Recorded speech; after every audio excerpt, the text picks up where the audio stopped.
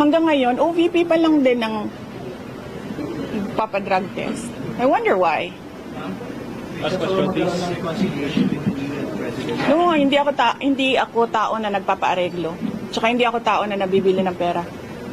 Ma'am, are you a threat now to national security?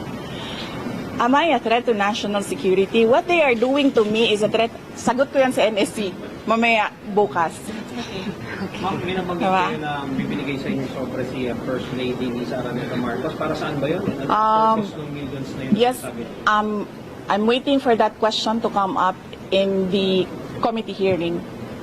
So let's wait for that question to come up in the committee hearing. Yes, I'm free on Friday. Tomorrow I'll be in Basilan, and then Thursday I'll be in Lingayen, Pangasinan, and then Friday I'm free. So you're ready to answer all their questions now? I will answer my questions because I need to be there to help the other OVP personnel. They have expressed that they feel safer and they feel more comfortable if I am with them. But I will not be recognized if I don't take my oath. So I am forced to take my oath and answer questions under oath because I cannot take care of the OVP personnel. But for example, to explain how 125 million pesos were spent within a matter of 11 days, or they have questions about management receipts, will you explain all those or answer all those questions? Isn't it that they've been asking those questions from the resource persons, from COA, from the OVP personnel? So why will I answer again? I already answered when we sent our answers to the Commission on Audit. It was clear there. In fact, ayoko naman kasi mag-discuss ng CF ba, but in fact, the 125 confidential funds had a notice of disallowance, but not the entire amount. Let's make that clear. Not the entire amount of the 125 million was disallowed by the Commission on Audit. Meaning, all the rest of the funds, I do not have the number right now. I think it's approximately 70 million that was disallowed. But that is subject to appeal because gusto ko ba sabihin ito sa inyo? Dahil during the discussion, I was telling the lawyer to submit a document. But the lawyer said, no, you know, when lawyers are discussing and they have their own positions, it's really a difficult meeting to do.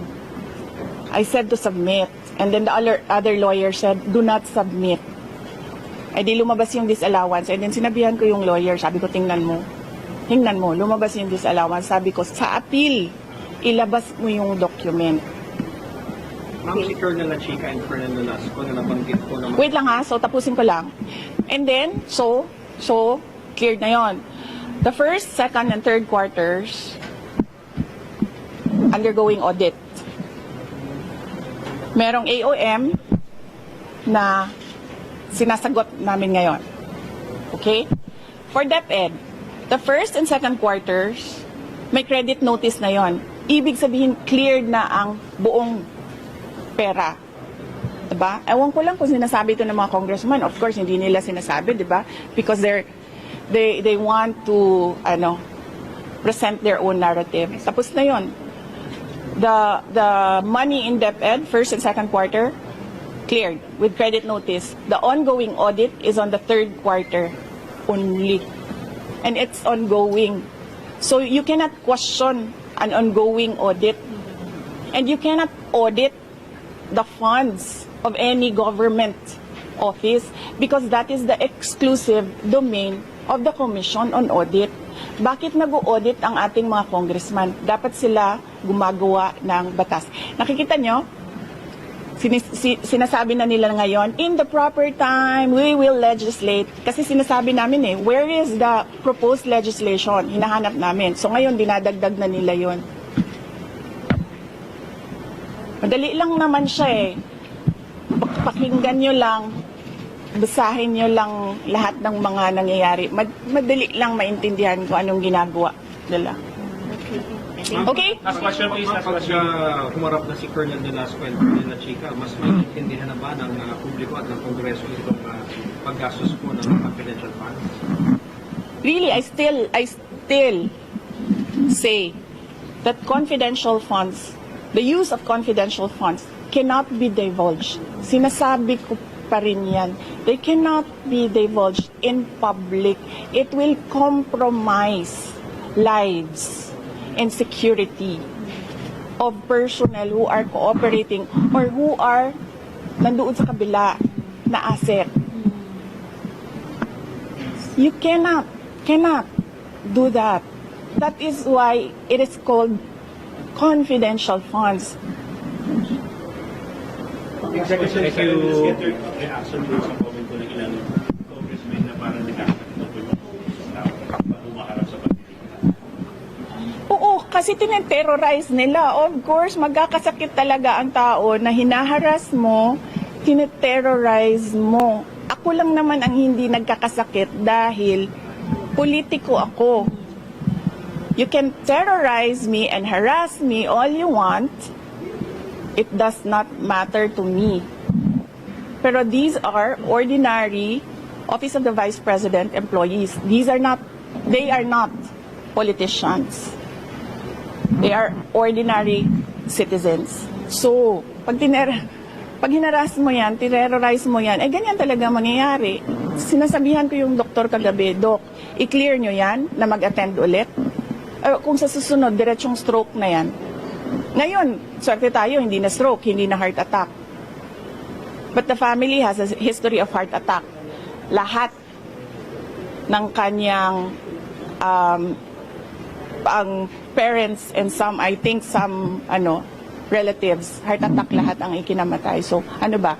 Papaupuin pa ba natin doon? Tapos antayin natin, ay na heart attack. Kay Ma'am Gina ito. Yes. Diba? So, yes. So, yes. Yes, Mr. Billionario, pahingi ng pera. Nasa critics din and others, they're saying Yes.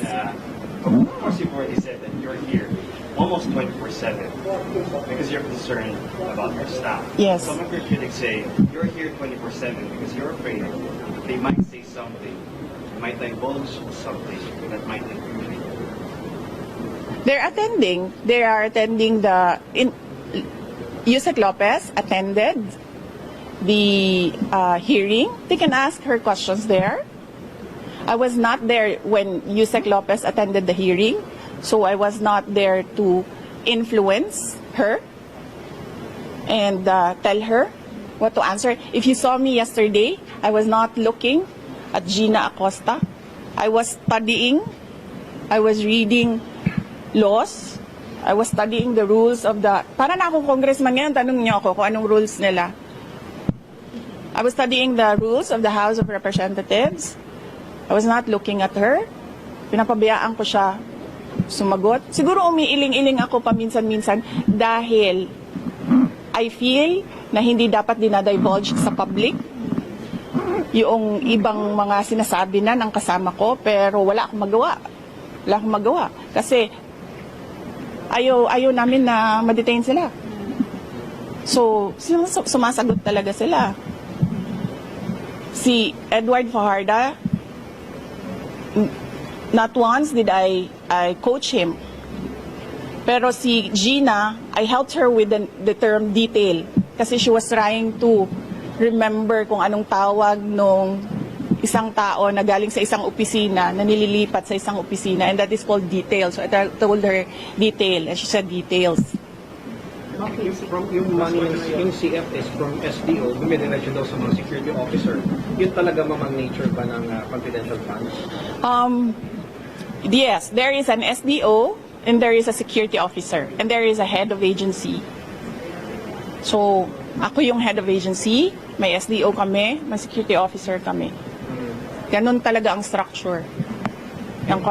Again, sinabi ko ito sa mga, wala kasing mainstream noon ba?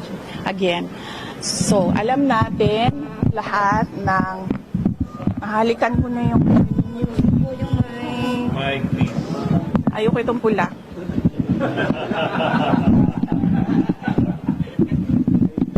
Saan galing yan? Ayun. Okay. Saan? Saan ako? Okay. Alam nyo, di ba, meron kayong mga naririnig ng akusasyon ng nakawan dito sa ating gobyerno. Corruption in government. Naririnig nyo ba na millions ang ninanakaw? Hindi, di ba? Ang naririnig nyo, billions ang ninanakaw sa budget natin. Alam nyo bakit 150 million lang yon? Kasi kinompute yun kung buwan-buwan ano ang gagawin at ano ang i-implement. Napakaliit na amount ang 150 million. So bakit kami magnanakaw ng 150 million? Ang nakawan sa gobyerno, billion. Ginamit yun sa trabaho. Bakit 125 plus 500 lang yung sa Office of the Vice President? Kasi kinompute yun buwan-buwan. Ang problem sa 125, binigay siya sa amin December na. And the requirement in government offices, you have to utilize money before December 31, before the end of the year. So ang ginawa, lahat ng preps in-implement. Diba? And as I said, government offices disperse millions, billions in a day. Sa DepEd, nagdi-disperse kami. Nagdi-disperse. Pumipirma kami ng cheque. Multi-million.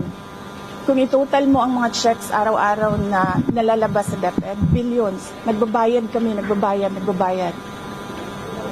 So, bakit nila kine-question yung pagbabayad ng millions in a day? And that is, part of work of government offices to disperse money every day and pay obligations. Ginamit yun sa trabaho. Pinipilit lang talaga. Dalawa na ang maro ko. Si Marisol at si GC. Tama na. Anong oras na? Oo, kasi alauna na, and I have to be back tonight. Ayaw nila ng gabi. Na ano sila sa gabi. Ma'am, basta yung promise Yes. na listahan mo, ma'am. But tomorrow, balikan ako Basilan. I leave in the early morning. Yes, leave early morning. And then, balik ako sa gabi. Oo. May flights naman. Si Yusek Lopez. Nandiyan mama niya. Kasi Tsaka nandiyan yung lawyers niya. And ayoko makipag-usap sa mga abogado kasi lahat ng mga abogado, pag nag-uusap-usap sila, magaling lahat ba? 'Di ba? Lahat sila, ako yung magaling. So, parang ayoko sumali sa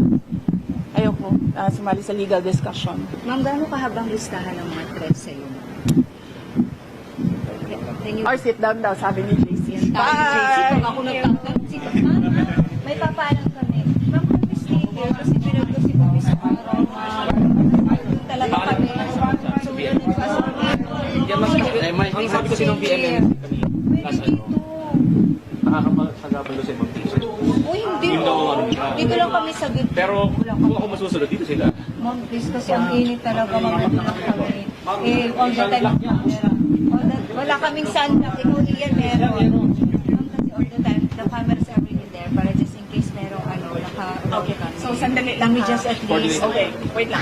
Pag muna natin. Ang reason nila is nakakaapal lang kayo sa PMS. Sa taas. Sige. So, kung Wala na.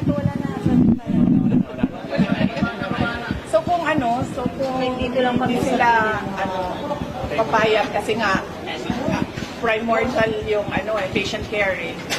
It is primordial for them kasi sila yung nag-aalaga ng pasyente. Pwede ba kami mag-negotiate ng test sa kanila? Kami lang mag-provide. Dito lang yung mic. Is it better? Tent na lang daw. Mag-ano kami ng tent. Kasi double tent lang natin para dalawa yung Wala rin maiiyak. Malawak. Puno. Malawak ang puno.